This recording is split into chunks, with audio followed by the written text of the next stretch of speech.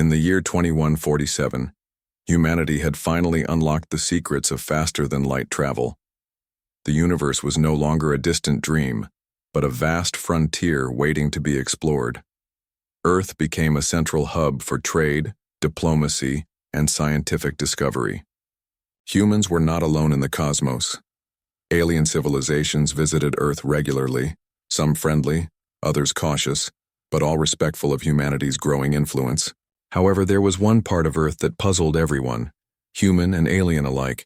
It was called the Typhoon Belt. The Typhoon Belt was a massive storm system that stretched across Earth's equator. It was a swirling mass of clouds, lightning, and wind that never stopped moving. Scientists had studied it for decades, trying to understand why it existed and how it worked. Despite their efforts, the Typhoon Belt remained a mystery. What made it even stranger was the behavior of alien fleets. While human ships occasionally entered the storms for research purposes, every single alien fleet avoided the area completely. No one knew why. Rachel Dawson was one of the few people who spent her days studying the Typhoon Belt. She was a meteorologist stationed at the International Weather Observatory, a facility located high above Earth's surface. Rachel had always been fascinated by storms. As a child, she would sit by the window during thunderstorms, mesmerized by the lightning and the sound of rain hitting the roof. Now, as an adult, she had turned her childhood fascination into a career. Her job was to monitor weather patterns around the globe, but the Typhoon Belt was her main focus. Rachel wasn't alone in her work. Her colleague, Daniel Brooks, was a communications specialist who helped track signals from passing spacecraft.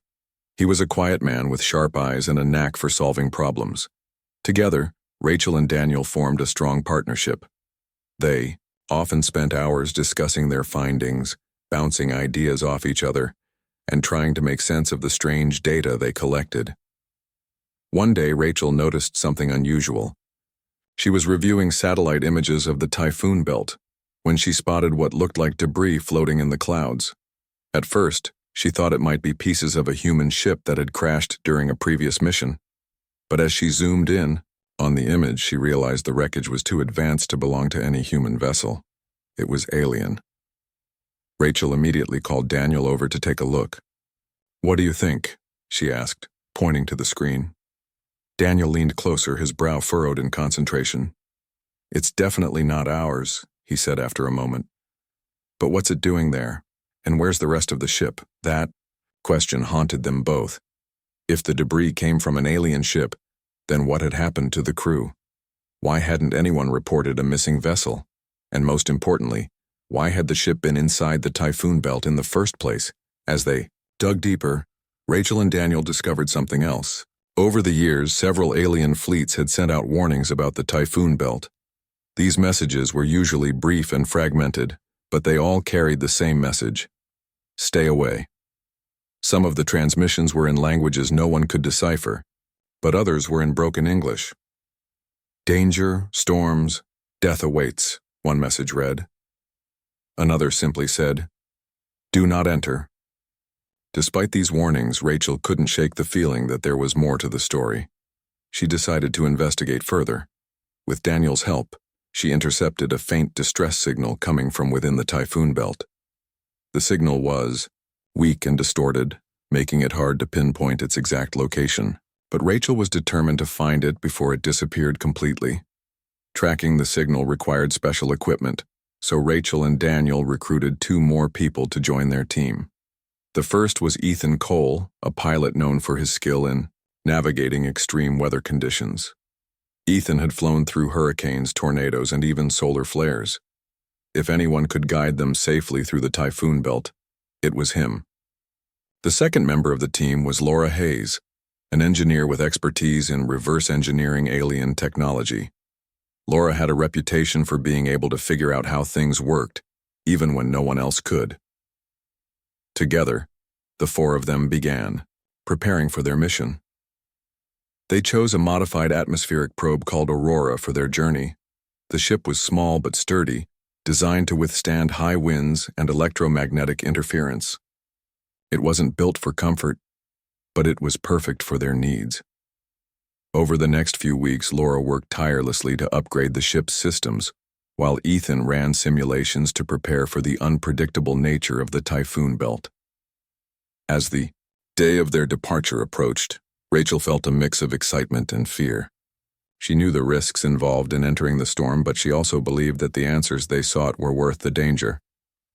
Daniel shared her determination, though he couldn't hide his nervousness. Even Ethan, who prided himself on his calm demeanor, admitted he was uneasy about flying into such a volatile environment. On the morning of the mission, the team gathered at the launch site. The sky was clear, but the tension in the air was thick. Rachel gave a final briefing, reminding everyone of their objectives. "We're going in to find out what happened to that alien ship," she said firmly, "and we're bringing back whatever evidence we can. Stay focused, stay safe, and remember, we're doing this for Earth." With that, they boarded Aurora and prepared for liftoff. As the ship ascended into the atmosphere, the Typhoon belt loomed ahead, a wall of swirling gray clouds stretching as far as the eye could see. Lightning flashed within the storm, illuminating its chaotic interior. The closer they got, the more intense the turbulence became. Instruments on the ship flickered and buzzed, struggling to function properly. Ethan gripped the controls tightly, his knuckles white. "This is going to be tricky," he muttered, his voice barely audible over the roar of the wind. Laura monitored the ship's systems, calling out adjustments as needed. Rachel kept her eyes glued to the sensors, searching for any sign of the distress signal. Daniel sat quietly, listening intently for any incoming transmissions. Finally, they broke through the outer layer of the storm. Inside, the world was surreal. The air crackled with electricity, and the colors of the lightning seemed unnatural. Shades of green, purple, and blue danced across the horizon. Debris floated around them, remnants of ships that had ventured too close and paid the price. Among the wreckage, they spotted fragments of advanced technology, unmistakably alien in origin. Rachel's heart raced as she realized they were on the right track. Somewhere in this chaos lay the truth about the Typhoon belt, and perhaps the reason why every alien fleet avoided it. The team aboard Aurora pushed deeper into the Typhoon belt, their small ship buffeted by winds that seemed alive with fury. Ethan Cole gripped the controls tightly, his hands steady despite the turbulence. The storm outside was unlike anything he had ever encountered. Lightning streaked across the sky in jagged bursts, illuminating the swirling clouds in eerie hues of green and violet. Laura Hayes sat at her station, frantically working to keep the ship's systems online as electromagnetic interference threatened to shut them down completely. Rachel Dawson stared out the viewport, her eyes scanning the chaos for any sign of the alien wreckage they had spotted earlier. Daniel Brooks remained focused on the communication panel, listening for any faint signals that might guide them further. As they ventured deeper, the environment grew stranger. The air inside the ship felt heavy, almost oppressive, and a low hum filled the cabin. It wasn't coming from the ship's engines, but seemed to emanate from the storm itself. Laura glanced up from her console, her brow furrowed. "This isn't normal," she said, her voice tense. "The energy readings are off the charts. It's like the storm is alive." Ethan nodded without taking his eyes off the controls. "Alive or not, we're not turning back now," he replied firmly. "We've come this far. Let's see what's out there." Rachel pointed suddenly toward the viewport. Through the swirling clouds, a massive shape loomed ahead.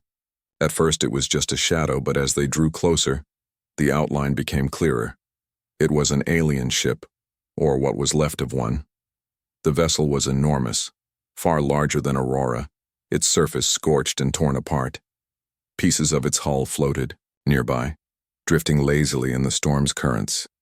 Strange crystalline shards protruded from the wreckage, glowing faintly with an otherworldly light. "That's it," Rachel whispered, her voice filled with awe. "That's where the signal is coming from." Laura leaned forward, her curiosity overriding her caution. "We need to get closer. If there's any chance of salvaging data, we have to take it." Daniel hesitated. "Are we sure about this? That thing looks like it's been through hell. What if whatever destroyed it is still around?" Rachel turned to him, her expression resolute. We didn't come all this way to turn back now. If we leave, we'll never know what happened here. And if we don't find answers, who will? After a brief discussion, the team agreed to board the derelict ship. Ethan maneuvered Aurora as close as he dared, anchoring it to a stable section of the alien vessel. The team suited up in protective gear, checking their equipment one last time before stepping into the airlock. The atmosphere outside was hostile, filled with static electricity and biting winds. As the airlock cycled open, they stepped onto the alien ship's surface, their boots crunching against the charred metal. The interior of the ship was a labyrinth of twisted corridors and shattered walls. The air was thick with dust and the smell of burnt circuitry. Laura immediately began examining the wreckage, her fingers tracing the edges of a large crystalline shard embedded in the wall. "This material, I've never seen anything like it," she murmured. "It's emitting some kind of energy. Could be part of their power source." Rachel moved ahead, her flashlight cutting through the darkness. The walls were covered in strange symbols, etched into the metal in intricate patterns. She paused to study them, her mind racing. "These look like markings," she said. "Maybe some kind of language or warning." Daniel followed closely, behind, his scanner sweeping the area for any signs of life. "No heat signatures, no movement," he reported. "Whatever happened here, it's long gone." Despite the lack of immediate danger, the team couldn't shake the feeling that they weren't alone. The ship groaned and creaked around them, as if protesting their presence. Shadows danced along the walls, cast by the flickering glow of the crystals. Every step felt heavier, as though the very air resisted their intrusion. They eventually reached what appeared to be the ship's central chamber. The room was vast, its ceiling lost in darkness. In the center stood a massive structure resembling a control console but far more complex. Crystalline panels surrounded it, pulsing faintly with light. Laura approached cautiously, her tools in hand. "This could be it," she said. "If there's any data left, it'll be here." As Laura worked to interface with the console, Rachel wandered to the edge of the room. Her flashlight caught something on the wall, a mural carved into the metal. Unlike the symbols they had seen earlier, these images were unmistakable. They depicted Earth, but not as it was now. The planet was lush and vibrant, teeming with life. Towering figures loomed over the landscape, their forms shifting and indistinct like storms given shape. Primitive humanoids knelt before them, their faces filled with reverence. "What is this?" Rachel breathed, her voice barely audible. She traced the carvings with her gloved hand, her mind struggling to make sense of what she was seeing. "Are these gods? Or something else?" Before anyone could respond, the ship trembled violently. A deep resonant hum filled the chamber, growing louder with each passing second. The crystalline panels flared to life, bathing the room in blinding light. Laura stumbled back, her work interrupted. "Something's activating," she shouted. "We need to get out of here." The team scrambled toward the exit, their movements frantic. The ship groaned around them, its metal walls warping and shifting as if it were coming alive. Behind them, the central structure rose from the floor, its form changing into something unrecognizable. The air crackled with energy, and the hum grew deafening. Ethan led the way, his instincts guiding him through the maze of corridors. The team burst back onto the surface of the ship, their breaths coming in ragged gasps. Aurora was still anchored, nearby, but the storm around them had intensified. Lightning struck the alien vessel repeatedly, illuminating its glowing crystalline shards. The ship itself seemed to be rising, lifting free of the clouds as though drawn upward by an unseen force. "Go! Go! Go!" Ethan yelled, urging everyone toward the airlock. They clambered aboard Aurora just as the alien ship fully emerged from the storm. Its form shimmered and shifted, no longer resembling a vessel but something organic, like a living storm. The sight was both beautiful and terrifying, filling the team with a mix of wonder and dread. Laura sealed the airlock behind them, and Ethan wasted no time firing up the engines. Aurora pulled away from the alien ship, but the storm around them seemed determined to hold them captive. Winds howled and debris flew past the viewport like projectiles. Ethan fought to maintain control, his hands steady despite the chaos, as they fled. Rachel looked back at the alien ship through the viewport.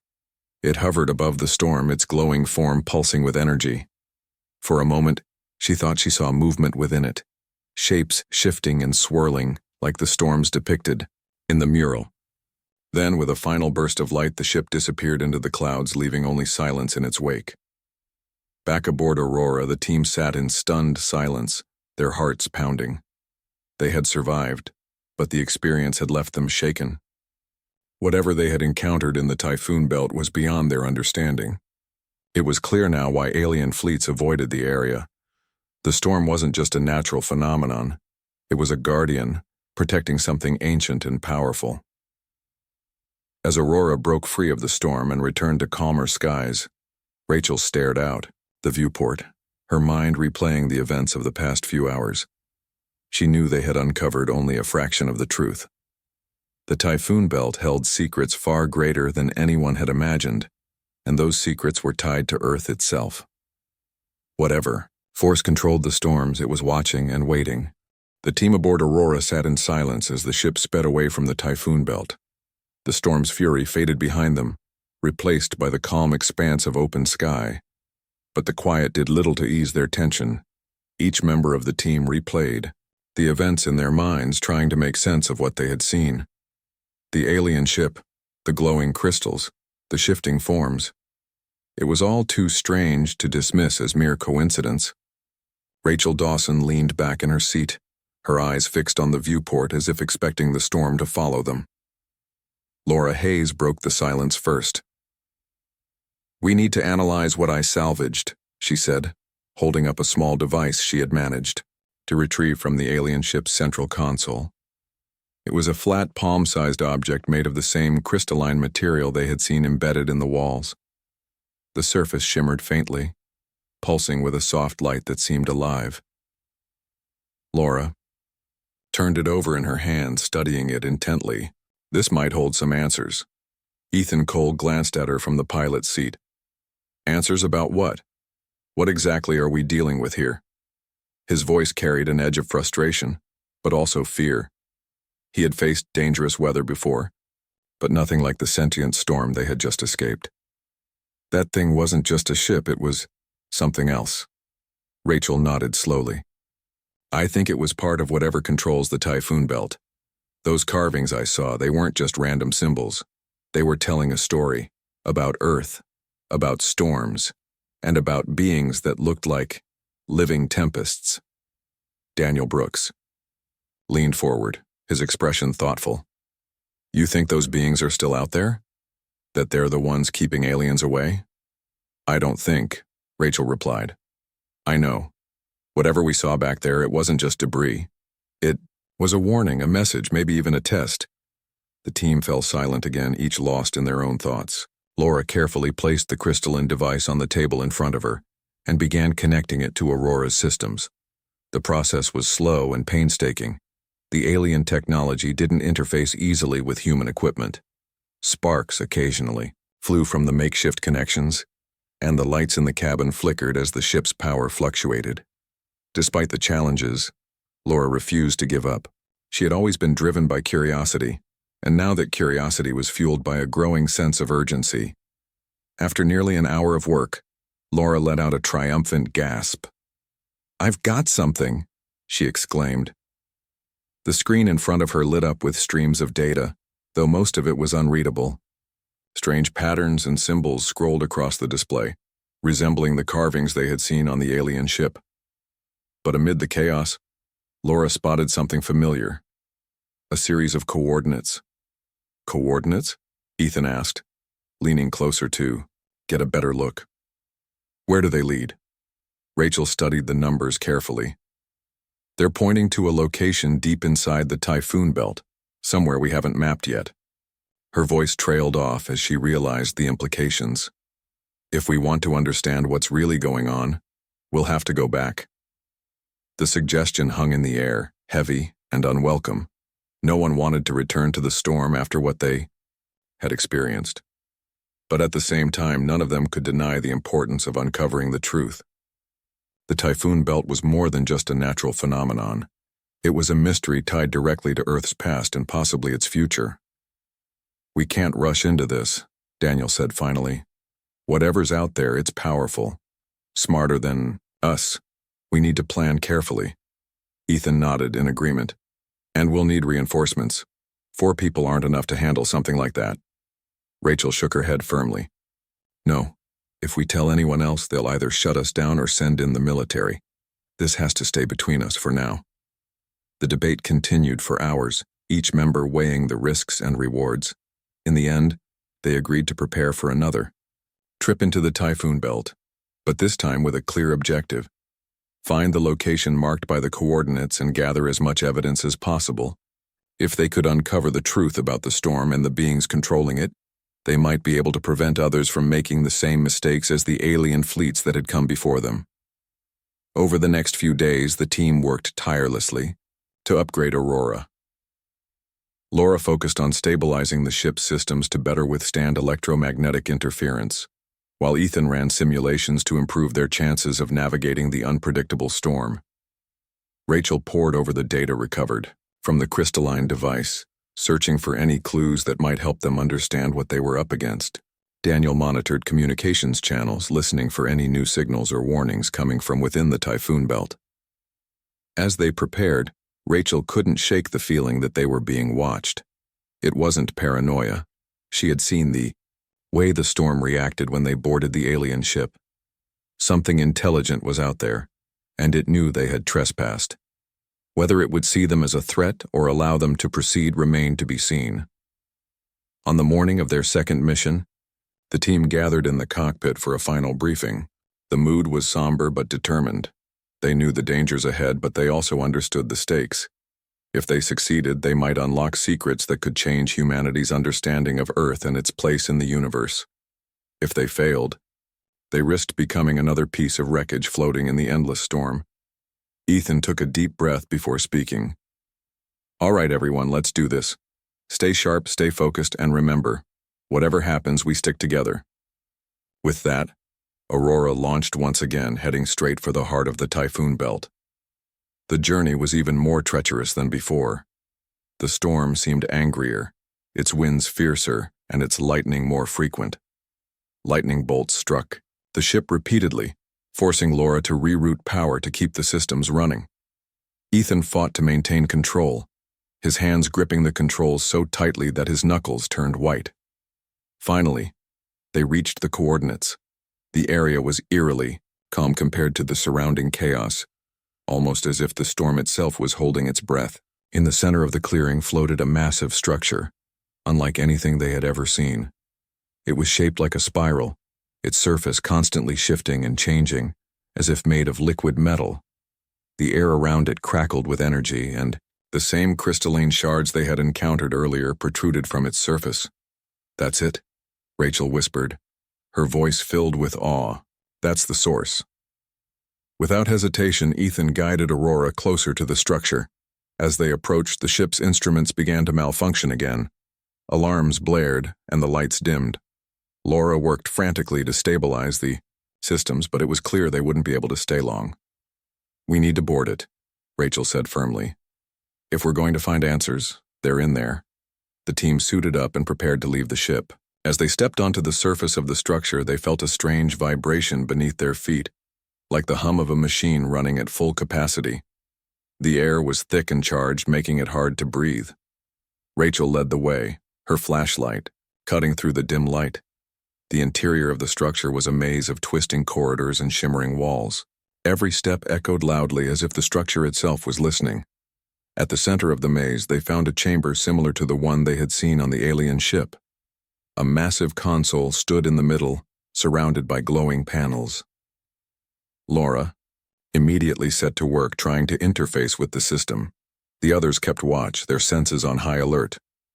Suddenly, the room began to change. The walls shifted, forming images that played out like a movie. Scenes of Earth's ancient past unfolded before their eyes. Towering storms interacting with primitive life forms. civilizations rising and falling under the watchful gaze of the tempestuous beings. The message was clear. The Typhoon Belt was not just a barrier but a sanctuary, protecting Earth from those who sought to exploit it. Before they could process what they were seeing, the structure began to tremble. The storm outside roared louder, and the air grew heavier. The beings controlling the storm had returned, and they were not pleased. The chamber shook violently as the storm outside roared with renewed fury. The images on the walls faded, replaced by a pulsing glow that filled the room with an intense light. The air grew thick and heavy, making it hard to breathe. Rachel Dawson and her team exchanged worried glances.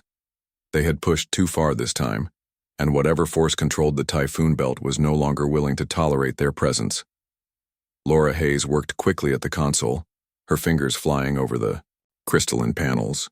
"I'm trying to stabilize the connection," she said through gritted teeth. "If I can sync Aurora's systems with this structure, we might be able to—" Her words were cut off as the ground beneath them trembled again, nearly knocking her off her feet. Ethan Cole grabbed her arm to steady her. "We don't have much time," he said urgently. "Whatever's happening, it's not happy with us." Rachel stepped closer to the console, her eyes scanning the glowing panels. She noticed patterns forming in the light, waves of energy that seemed to pulse in rhythm. It reminded her of something she had seen before, the murals on the alien ship. Those carvings hadn't just been art, they were instructions. A way to communicate. "Wait," Rachel said suddenly. "Listen." The others froze, straining to hear.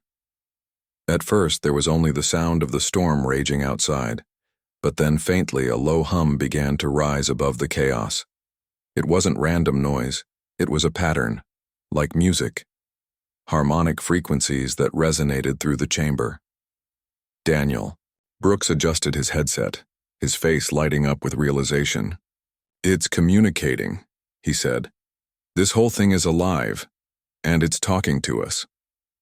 Laura paused her work, her hands hovering over the console. "How do we respond? We can't just speak back." Rachel thought for a moment, her mind racing. "The harmonics," she said. "It's using sound to communicate. If we can mimic those frequencies, maybe we can send a message." Without hesitation, Daniel turned to Aurora's audio system. He had spent years studying alien transmissions, and though this was unlike anything he had encountered before, he knew the basics of harmonic resonance. Working quickly, he patched into the ship's external speakers and began broadcasting a series of tones based on the patterns they had heard. At first, nothing happened. The shaking continued, and the light in the chamber grew brighter. Ethan clenched his fists, ready to grab Laura and make a run for the ship if things got worse. But then, slowly, the vibrations began to subside. The storm outside quieted, its howling winds softening to a gentle breeze. The glow in the chamber dimmed, leaving the room bathed in a soft, warm light. "It's working," Daniel said, his voice trembling with relief. "Keep going." Rachel moved closer to the console, her heart pounding. She placed her hand on one of the glowing panels, feeling its warmth against her palm. As she did, the light spread across the surface, forming new patterns. Images appeared, once more, but this time they were clearer. The towering storm-like beings from the murals stood before them, their forms shifting and swirling like living clouds. They weren't attacking, they were watching. "They're listening," Rachel whispered.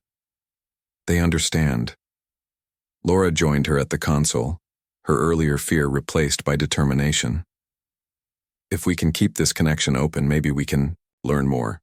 Maybe we can show them we're not a threat." For several tense minutes, the team worked together to maintain the communication. Daniel adjusted the tones, fine-tuning them to match the rhythms of the storm. Laura monitored the console, ensuring the energy flow remained stable. Ethan kept watch near the entrance, ready to act if the situation turned dangerous again. And Rachel stayed focused on the images, trying to interpret what the beings were showing them. The story unfolding in the light was both beautiful and terrifying. It depicted Earth millions of years ago, long before humanity existed. The planet was wild and untamed, teeming with life. The storm beings moved among the ancient landscapes, nurturing ecosystems and protecting the fragile balance of nature. They weren't conquerors or destroyers, they were guardians. Over time, civilizations rose and fell, some respecting the storms, others challenging them. Those who entered the Typhoon belt without permission were consumed, their ships reduced to wreckage. But those who showed respect were allowed to leave unharmed. As the images faded, the chamber fell silent. The storm outside had calmed completely, leaving only a peaceful expanse of clouds. The team stood motionless, unsure of what would happen next. Then a voice spoke, not in words, but in feelings. Fear, curiosity, resolve, all directed toward them. The message was clear.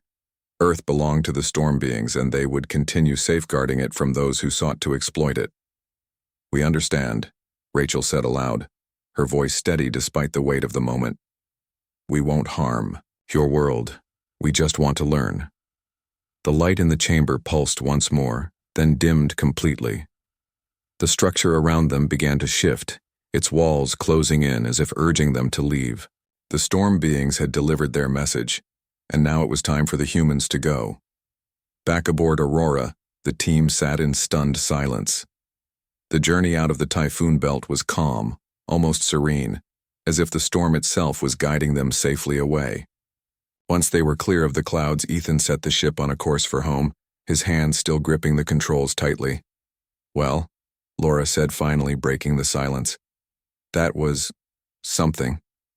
Rachel nodded, her mind replaying the events in vivid detail. "They're not enemies," she said softly. "They're protectors, guardians of Earth. And they let us live," Ethan added. "That has to mean something." Daniel leaned back in his seat, his expression thoughtful. "But what do we do now? If we tell anyone about this, they'll either dismiss it as nonsense or try to weaponize it. Humanity isn't ready for something like this," Rachel agreed. "For now, we keep it between us. We document everything, analyze the data, and figure out how to share it responsibly. But we can't risk exposing the Typhoon belt or its guardians to people who might see them as a threat." The others nodded, understanding the gravity of their decision. They had uncovered a secret that could change the course of human history, but they also knew the responsibility that came with it. The storm beings had given them a second chance, and it was up to them to prove they were worthy of it. As Aurora descended back to Earth, Rachel gazed out the viewport at the swirling clouds of the Typhoon belt. The storms were no longer just weather patterns to her. They were living entities, ancient and wise. Guardians of a planet that had endured countless changes over millions of years. And somewhere deep within the chaos, the beings watched, waiting to see if humanity would rise to meet the challenge of coexisting with the forces that shaped their world. For the first time in her life, Rachel felt a profound sense of humility. The Typhoon belt was more than a mystery. It was a reminder that Earth was not theirs alone to claim, but a shared home that demanded respect and care. And as long as the storm beings stood watch, it would remain safe from those who failed to understand its true value. The team returned to Earth in silence, each member lost in their own thoughts. Aurora touched down at the International Weather Observatory, its hull battered but intact. The journey had been long and exhausting, both physically and emotionally. They had uncovered a truth that was as humbling as it was terrifying. The Typhoon belt was not just a natural phenomenon. It was a living shield, guarded by ancient beings who saw themselves as protectors of Earth. Now the question was what to do with that knowledge. Rachel Dawson was the first to step off the ship. She took a deep breath of the cool, fresh air, feeling the weight of responsibility settle heavily on her shoulders.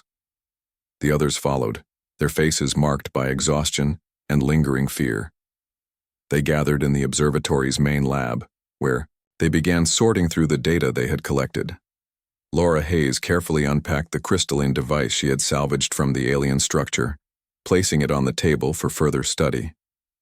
Ethan Cole slumped into a chair, his usual calm demeanor replaced by quiet unease. Daniel Brooks sat at the communications panel, replaying the harmonic frequencies they had used to communicate with the storm beings. "We need to decide how much we share," Rachel said finally, breaking the silence. If word gets out about the storm beings, people will panic. Governments might see them as a threat, or worse, they'll try to exploit them. Laura nodded, her fingers tracing the edges of the crystalline device. We can't let that happen. Not after what we saw. Those beings aren't here to harm us, they're here to protect Earth. From everyone, including us. Ethan leaned forward, resting his elbows on his knees. But we can't keep this secret forever. Sooner or later, someone else will stumble onto the same clues we did. What then? Rachel looked around the room, meeting each of their eyes. For now, we stay quiet. We document everything, analyze the data, and figure out how to share it responsibly, but we don't tell anyone, not yet. Not until we're sure humanity is ready. Daniel sighed, rubbing his temples. And how do we know when that is? Humanity isn't exactly known for patience or restraint. Rachel didn't have an answer. She knew the risks of keeping such a monumental discovery hidden, but she also knew the dangers of revealing it too soon. The storm beings had spared them, but that didn't mean they would be so forgiving of others. If humanity reacted with fear or aggression, the consequences could be catastrophic. Over the next few weeks, the team worked tirelessly to piece together the information they had gathered. Laura spent hours analyzing the crystalline device, trying to unlock its secrets. The material seemed to respond to touch, emitting faint pulses of light when she ran her fingers over its surface. She theorized that it was some kind of memory storage unit, capable of holding vast amounts of data. With Daniel's help, she managed to extract fragments of what appeared to be recordings, images and sounds from the perspective of the storm beings. Meanwhile, Rachel studied the carvings and murals they had seen on the alien ship and within the structure. She cross-referenced them with ancient human myths and legends, searching for connections. To her surprise, she found similarities in stories from cultures around the world. Tales of powerful storm gods who protected the Earth and punished those who disrespected it. It was as if humanity had always known, on some subconscious level, that the Typhoon belt was more than just weather. Ethan focused on mapping the storm's patterns, hoping to find a way to predict its behavior. He discovered that the Typhoon belt wasn't entirely random. It followed cycles, shifting and changing in response to external stimuli. It was almost as if the storm beings were alive, reacting to the world around them.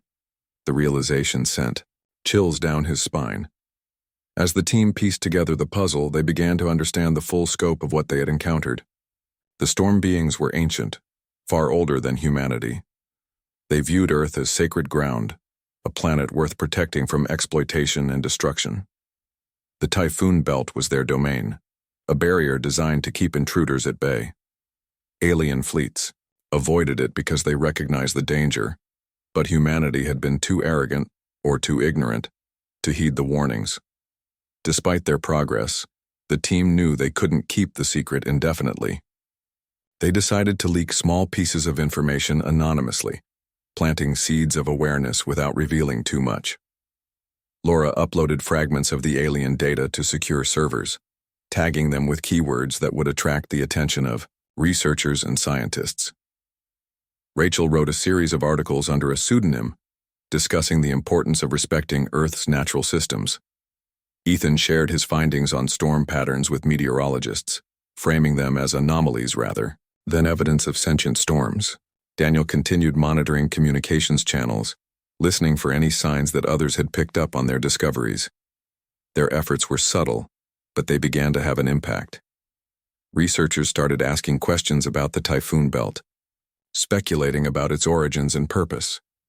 Environmentalists cited the storm's protective nature as proof that humanity needed to rethink its relationship with the planet. Slowly but surely, the idea began to take root. Earth was more than just a resource to be exploited.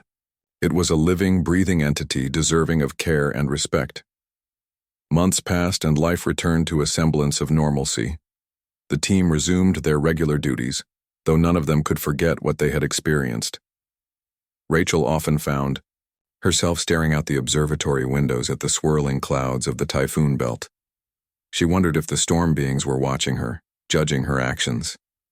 Sometimes she thought she could hear the faint hum of their voices carried on the wind. One evening, as the sun set over the horizon, Rachel stood alone on the observatory's rooftop. The sky was clear, but the distant glow of the Typhoon belt was visible on the edge of the horizon. She felt a strange sense of peace knowing that the storm beings were still out there, guarding the planet she loved. "Thank you," she whispered, her voice carried away by the breeze. Whether the storm beings heard her or not, she didn't know, but she hoped they understood that humanity, at least some of it, was learning to listen, to respect, and to coexist. Below her, the world continued to turn. People went about their lives, unaware of the ancient guardians watching over them. The Typhoon belt remained a mystery, its secrets hidden behind walls of wind and lightning. Ships still ventured into the storm, lured by curiosity or greed, but only wreckage returned. And somewhere deep within the chaos, the storm beings waited, patient and eternal, ready to protect their home from those who failed to understand its true value. Rachel turned and walked back inside, her heart heavy but hopeful. The road ahead would not be easy, but she believed humanity could change, if given the chance.